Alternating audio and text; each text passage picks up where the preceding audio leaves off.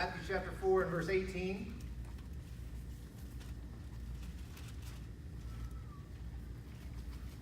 It says, as Jesus was walking beside the Sea of Galilee, he saw two brothers, Simon, called Peter, and his brother Andrew. They were casting a net into the lake, for they were fishermen. Come, follow me, Jesus said, and I will send you out to fish for people. At once they left their nets and followed him. Going on from there, he saw two brothers, James, son of Zebedee, and his brother John. They were in a boat with their father Zebedee, preparing their nets. Jesus called them, and immediately they left their boats and their father and followed him. You know, this is an amazing day. This is the day they left their boats behind and went off in pursuit of the Son of God. It was a day they never forgot. This is the day that these men's lives truly began. Their purpose was crystallized and their vision was focused, and they made intentional steps to follow Jesus. Being a follower of Jesus is an intentional decision that requires conscious action. Amen? You know, and for the next, for our midweeks this summer, what we're going to do, kicking it off a series here, we're pausing the Circle Maker. We're going to come back and talk about it on Sunday. But I thought it'd be good for us to talk about following Jesus. All right. Because I think that no matter where you're at, we can always grow in following Jesus. Amen? And being a disciple of Jesus is a decision. An intentional decision. Yeah. Are you like these men that you hear the call that Jesus says and you abandon all and follow? Is your purpose to follow Jesus? Today I want to call you back to intentional discipleship. Amen? Amen. You know, Christian is a label that many wear, but few are actually following Jesus. Many Christians lose the intentional nature of the calling. Christianity in some ways has become something that Jesus never intended. We become socialized, and following Jesus is reduced to casual church attendance and good habits. It's no longer an intentional decision to follow in Jesus' steps. You know, in your opinion, I want to show a couple videos here, and I want, your opinion, tell me, what do you think, what is discipleship more like? This is the first one.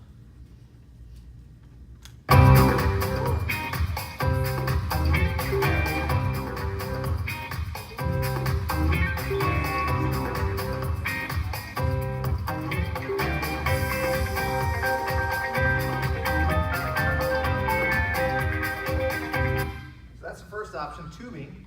Is discipleship like tubing? Or is it like kayaking?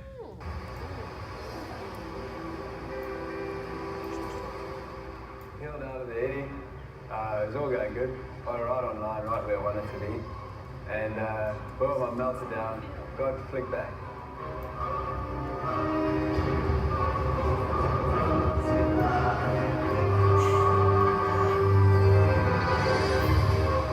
After having been trashed for about 5 seconds, I just sank to the bottom. I was in the bottom in my kayak. I tried to move around, I couldn't move, my kayak wasn't moving. Just when I started running out of breath, I looked around and the lights started getting lighter green, and then there was white, and there was lots of bubbles flashing past me. And then I knew I was at the surface, so I grabbed to the surface, got the biggest breath of air.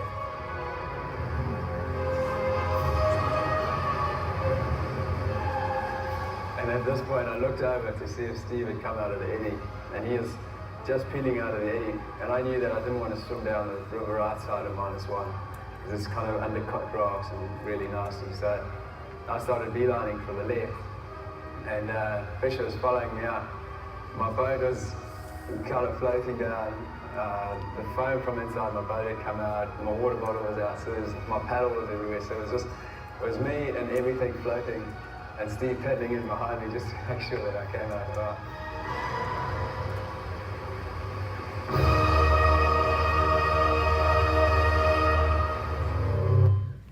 He obviously survived. That wasn't a video of his death.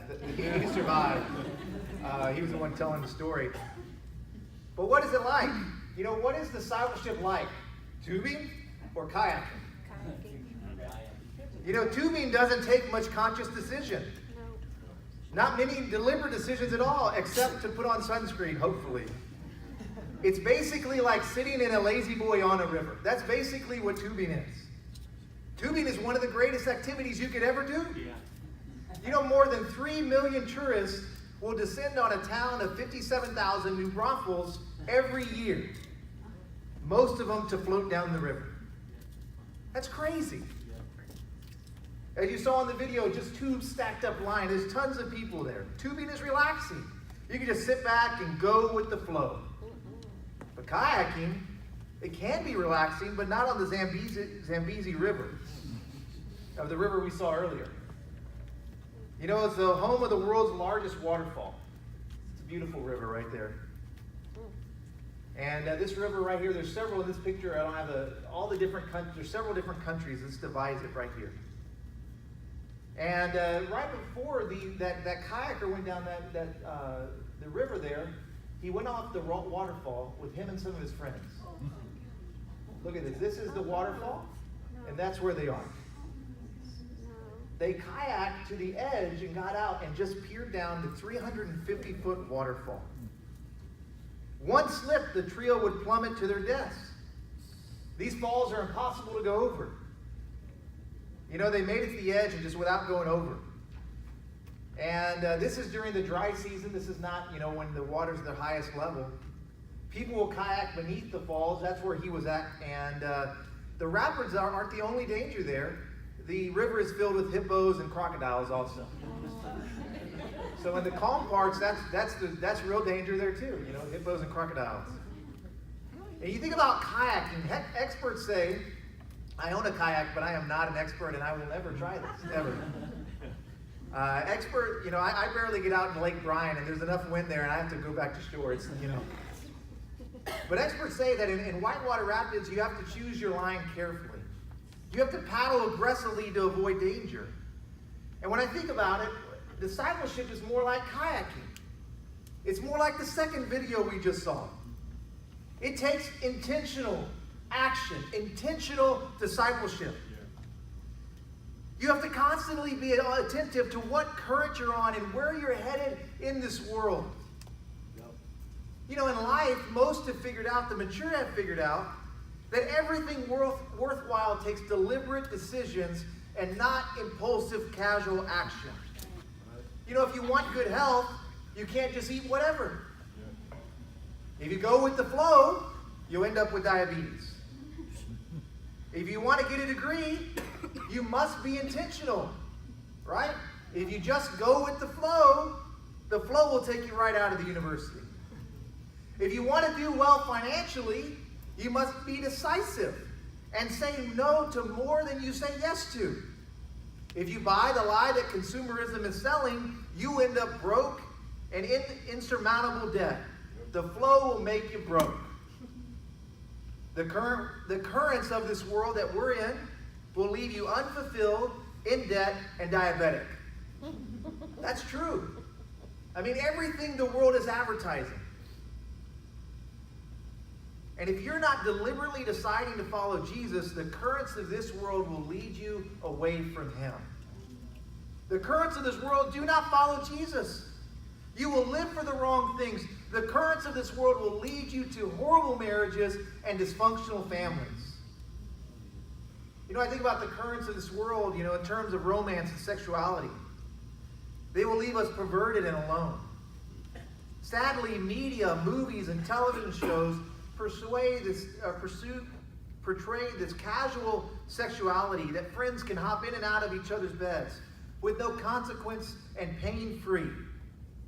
It's acting. It's a lie. To think that you could be this casual with romance and sexuality and not destroy your hearts and your friendships. This is where the currents of this world are headed, aren't they? The currents are strong, they're hard to avoid, and hard to get out of once you're in there. Answering Jesus' call to follow him will lead us through these difficult waters. The currents of pleasure-seeking, comfort, materialism. He's calling you and I out. Oh, Marty. He's saying, follow me. Follow me. Let me ask you this morning, how are you responding to Jesus' invitation? Is it intentional, deliberate, and decisive? Or is it casual, organic, and impulsive? Are you even following him? There is no such thing as casual discipleship. It must be intentional. We've got difficult waters ahead of us. Satan will provide many options of currents that will take you away from Jesus and on to pain and destruction. But Jesus, he's our guide. And he helps us to get to the most amazing destinations with beautiful stops along the way. You must decide to follow Jesus to avoid the dangerous worldly currents. I want to encourage you, put your oar in the ground, turn your kayak around, and follow Jesus. You can't just stay there. You know, tubing, it can be dangerous too. And there's certain spots and rivers that have little waterfalls, and you're there relaxing in your tube, and then all of a sudden there's a 3-foot drop. You know, this one time we were all linked up in a big chain, and we had gone on this part of the Guadalupe that we didn't recognize, or we had never been there before, so we're floating along out there near Comfort, Texas, and floating along, and then all of a sudden people in front of us started to drop. Boom, boom, boom. And then we're dropping, you know, and you completely flip out of your tube, and the water, the undertow just pulls you under. And we were there tubing. My mom had taken all of us teens on this trip, and she was the only adult, which sounds like mom, and we're all there, and we're, you know, just going in this undertow.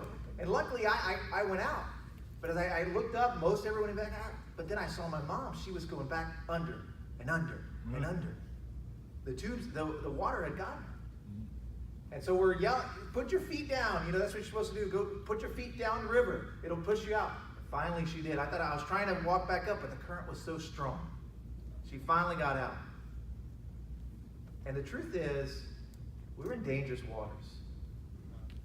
If you look at the world around you and where things are headed, it's dangerous.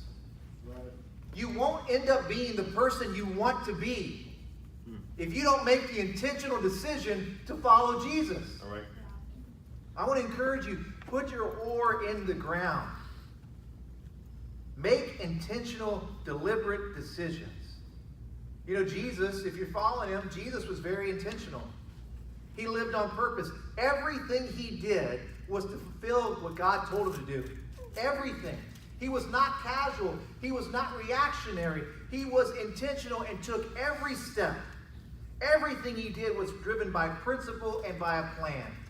You cannot follow Jesus organically and just wait to see what happens. You know, it's not something that someone does naturally. In sports, you'll hear of someone is called a natural, right? And this guy, George Shotgun Shuba, okay? He said, or author said, or writer said, that his swing was as natural as a smile. And George, he played 7 seasons for the Brooklyn Dodgers and was on the 1955 World Series championship team. During the offseason, Shuba would swing a weighted bat 600 times a day. Every night, he'd take 60 swings and then mark an X on his chart. After 10 X's, he'd give himself permission to go to bed. And this was after his regular job.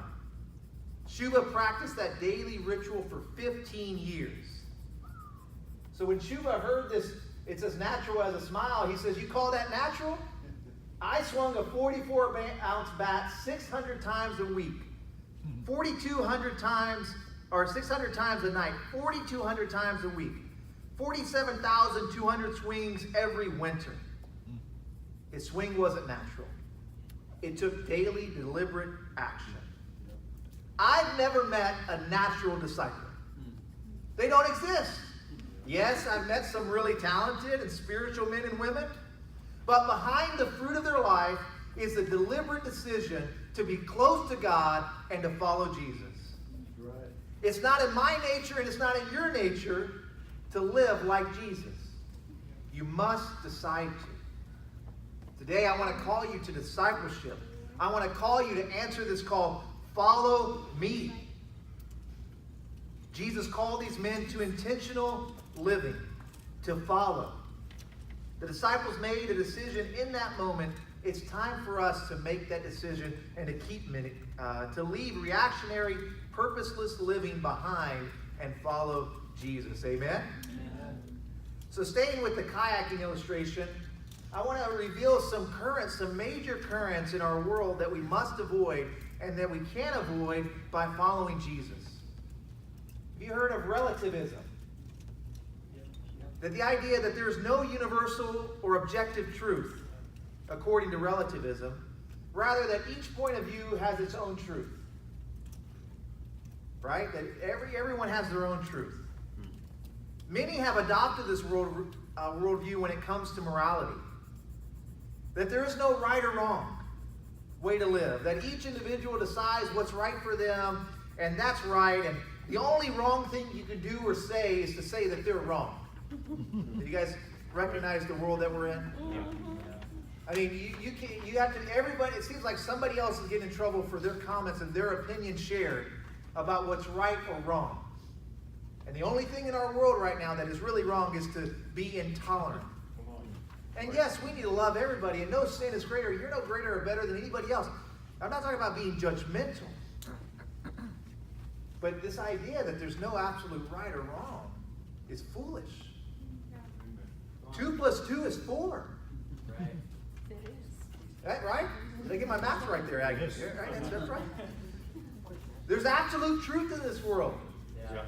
And the absolute truth is that if you're not following Jesus, you're doing it wrong. Well, You're doing it wrong. And so we got to evade, going with the kayaking terminology, you got to evade relativism. Look over in Luke 9, verse 23. Right.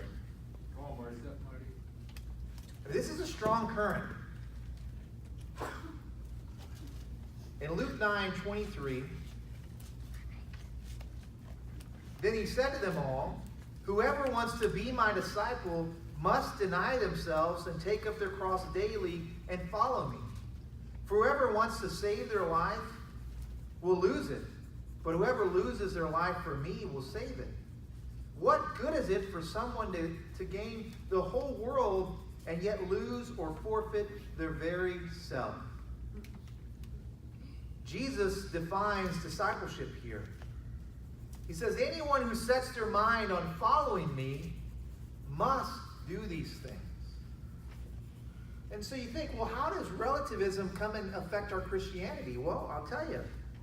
Christian relativism would say that I can follow Jesus in my way, and you can't tell me how to follow Jesus. okay. All right. You can't tell me I'm wrong. I get to determine my own standard. Yeah. You have your Jesus, I have mine, and we can agree to disagree. Or it could be just in compromise. I think relativism comes from the idea that everybody thinks that they're special.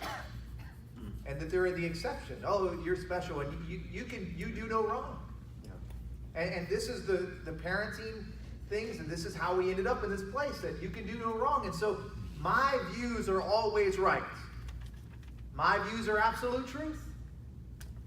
Right? And people, they get this way, and so, you think about the sin that you commit the most often, whether it's anger, lust, lack of forgiveness, bitterness, cursing, the things that you do the most often, at some point in your mind, you've compromised, and the standard has become relative.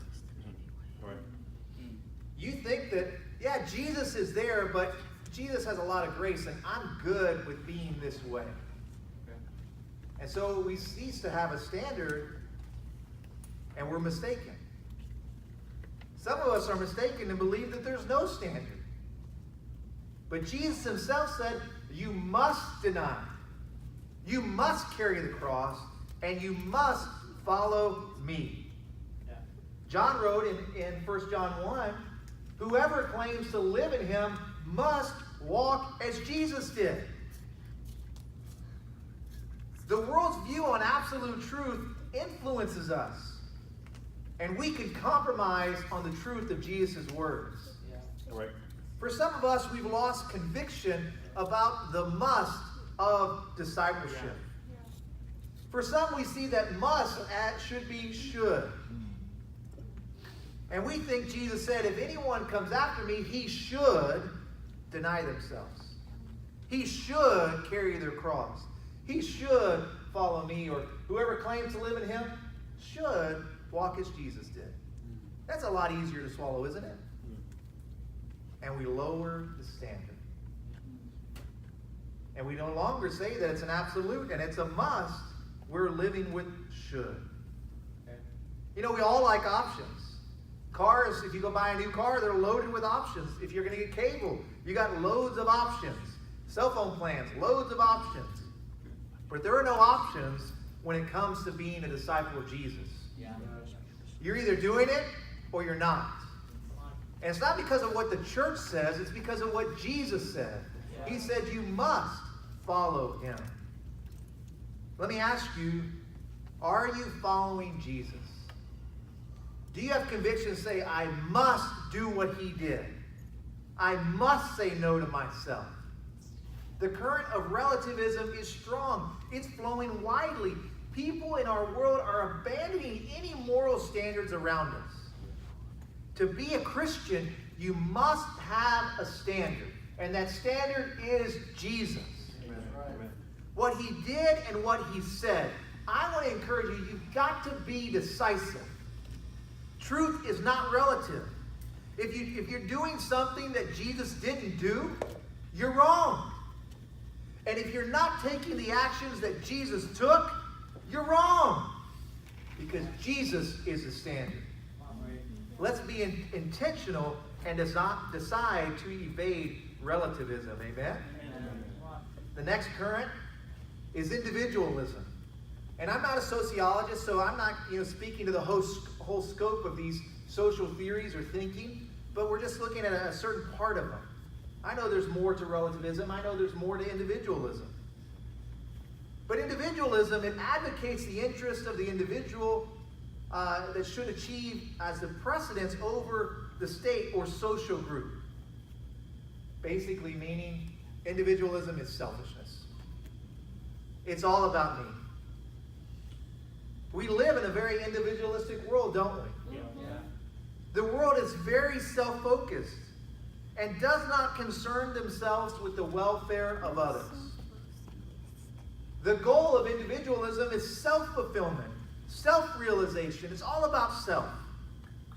We are the I generation. iPods, iPads, iPhones. It's all about I.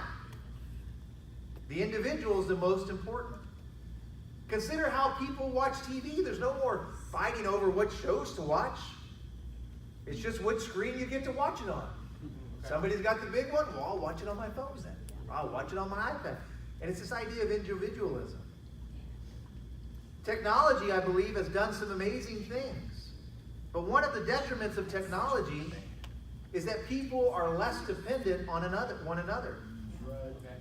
If you look at the history books, you'll find more communal practices, which people depend on one another. Now you can do just about anything without others. You can buy everything online, have it dropped off at your door, and you don't have to interact with anybody. And this is our world. And so we've got to bypass individualism. We have to bypass individualism. We have to deny self. That's what he says here in Luke 9. You must deny self. Yeah. You've got to put yourself aside. In my opinion, this individualistic society that we live in, it causes many people to not even care about church. Because the world has taught them to be independent and not to need anyone. So why would I join a church? Right. Why would I join a church family? Individualism makes the individual its focus. And in the book of Acts, we see something completely opposite of individualism. The church works as a community, seeking the best for others. Acts 2:44 says, and all the believers met together and in one place and shared everything they had. This is what the church should look like. You share everything you have. Yeah.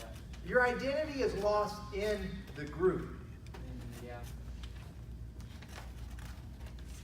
You know, and this individualism, it can be seen in the church. Selfishness is pervasive throughout the church. I've heard statements like, I don't attend that meeting of the body because I don't like the way that it's done. It doesn't meet my preferences. Come on, Marty. People, they church shop. They have a list of things. And they go from church to church and they look, and it's all about individual preferences. All right, Marty. About what about me? What about my needs?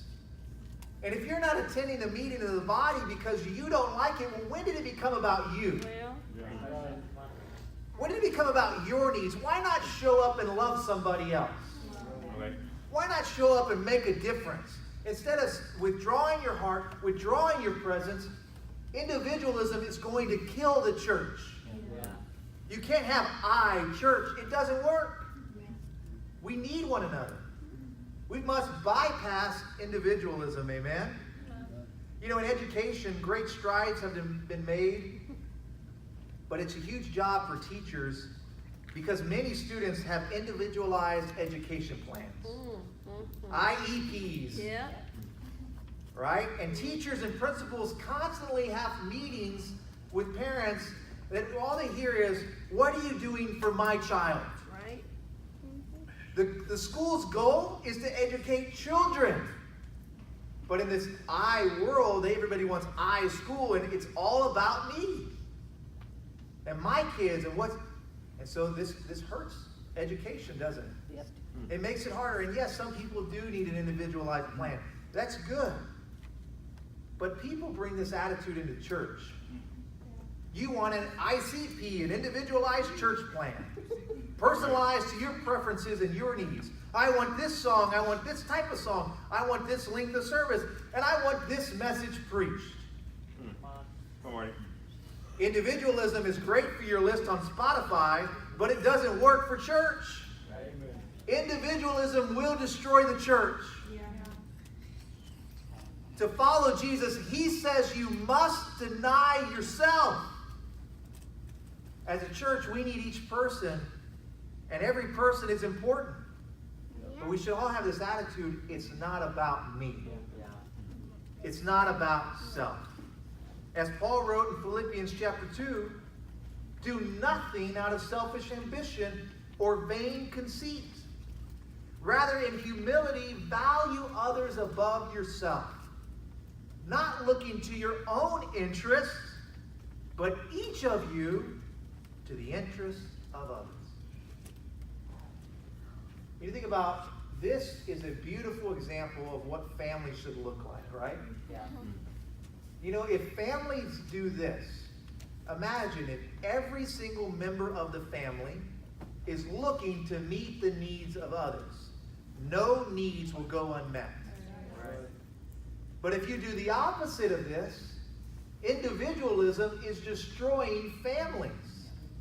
Because husbands and wives are saying, well, what about me? What about my needs? Parents are abandoning their responsibilities, and they're not being great parents because why? They wanted I family. And individualism is destroying it. We see it in the families, don't we? And it's the same here because we're a family. And if we're going to have a strong family in this church, we've got to live by this verse. That each of you looks to the interest of others. What have you done to contribute to the church? What have you done to make it better? When you walk in and out of church, do you think, how can I strengthen the body? Who can I encourage? How can I serve? Let's do the opposite of individualism. Let's be selfless instead of selfish, amen? You know, are you going down the current of individualism? I want to call you to make a conscious decision to say no to self, to bypass individualism. Just like if you were kayaking, you got to turn. You don't want to end up over there. If you end up over there, you're going to be all by yourself. Yeah. You got to go this direction. And yes, it's hard. There's a strong current pulling us away. It takes a lot of work to get along with everybody. But the church is a beautiful place when we're all like Jesus. when we all empty ourselves and we all give ourselves to the common good, to serve one another. It's a real tough crowd when everyone's in for itself, man for themselves, mono, all by themselves. But Jesus' call to follow him requires us to bypass selfishness and bypass individualistic thinking. Amen? The next one is materialism. Materialism. Right. It's a tendency to consider material possessions and physical comfort as more important than spiritual values. We're familiar with this one, right? Materialism. We've got to escape materialism. And there in Luke chapter 9, in verse 25, it says, "What good is it for someone to gain the whole world and yet lose or forfeit his very self?" You can gain the whole world. You can become a millionaire, billionaire. You can have all your dream stuff. Dream house, dream car, 50-yard line tickets to Aggie games. I mean, you can have it all. But if you lose Jesus, what is it worth? The truth is, one of the strongest currents that we live in is materialism. And materialism, if you just go with the flow, you're going to end up broke. You're going to end up with a lot of useless stuff. And you're going to end up out of the church. Materialism is the pursuit of comfort. And the truth is, you cannot follow Jesus and be comfortable all the time. To a would-be disciple later on in chapter 9 here in verse 58, he says, "Foxes have dens and birds of the air have nests, but the Son of Man has no place to lay his head." He's telling this guy, if you follow me, it's not going to be comfortable. There are some here today who are not close to God simply because you are unwilling to be uncomfortable. You're unwilling to make effort to daily walk with God. You love your pillow way too much, and you won't get out of bed. Preach it. It's not convenient. It's not easy to walk with God. You've got to escape materialism. Amen? Amen. Also materialism, one we're really familiar with, it's the pursuit of money. It's the pursuit of stuff more than God. And we live in a world that constantly tries to get us to buy something. Mm-hmm. Constantly. There's hours and hours of advertisement that we see each week. We're told to work longer, to feed this incessant appetite for worthless things. And the congregation, this is something that's an issue in our congregation. I believe it's in every congregation. Recently, I was talking with a church or an administrator about the trends of our church that many do not tithe. And I was asking her, how do you address this? She's got 25 years of experience. How do you address that people who consistently don't give their offering? She went on to tell me, she said, in my 25 years of experience, I watch giving patterns. And people who do not give to God, they're on their way out the door. And you can see it. It's a trend. They stop sacrificing. They stop giving their first fruits to God. And within months, she said, they're gone. Wow. And she's done this for 25 years. But isn't that what Jesus said? Still others, like seeds sown among thorns, hear the word, but the worries of this life, the deceitfulness of wealth, and the desires for other things come in and choke the word, making it unfruitful. He also said in Matthew chapter 6, "For where your treasure is, there your heart will be also." To be a disciple of Jesus, you will not gain the world. And we should have all said amen to that. Because we gain him. You may not have the latest thing. You may not go on the greatest trip. But it doesn't matter. Because you have Jesus. I love that Jesus calls me to give my tithe. I love that he calls me to sacrifice and put my money into something that's valuable. Because every dollar I put in the plate means I'm less attached to the world. You know, brothers and sisters, this current materialism is going to drag so many away from the faith. It's going to drag so many away from Jesus. And if you're not careful, if you don't escape this trap, it's going to pull you away. Paul wrote, "For the love of money is the root of all kinds of evil." Some people eager for money have wandered from the faith and have pierced themselves with many griefs. We must make the deliberate decision that I'm a disciple of Jesus and I follow him, not my wallet, not what advertisers are trying to sell me. I follow Jesus. Amen. I want him more than I want stuff. Yeah. I read this passage, I don't want to be pierced with many griefs. That doesn't sound good. Right. I don't want you to be pierced with many griefs. I want to encourage you, get out of this current. I don't want anyone to wander away. Amen? You know, if you look at Jesus, he had nothing. He had nothing. When he died, how did they settle his estate? Dice. They cast lots. They threw the dice. And you know what they divided up? One outfit. One outfit. We have so much more than even Jesus did. Wow. And he said, a man's life does not consist in the abundance of his possessions. Jesus avoided materialism. The only thing he had were the clothes on his back. Yeah. We've got to follow him and escape materialism. Amen? Amen. You know, today I want to call us to intentional discipleship.